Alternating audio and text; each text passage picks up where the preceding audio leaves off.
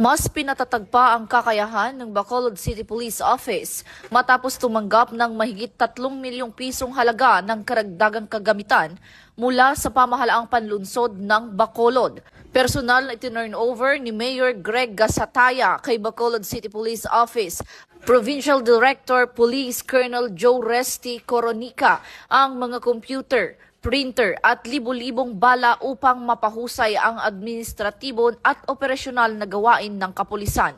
Inanunsyo rin ng alkalde ang pagdating ng 10 fully electric patrol vehicles na unang gagamitin sa Negros. Ayon sa BCPO, malaking tulong ang mga ito upang mas mapabilis at mapahusay ang serbisyo sa mamamayan at mapanatili ang kapayapaan at kaayusan ng lungsod. Ito ang bagong PNP para sa bagong Pilipinas, serbisyong mabilis, tapat at nararamdaman.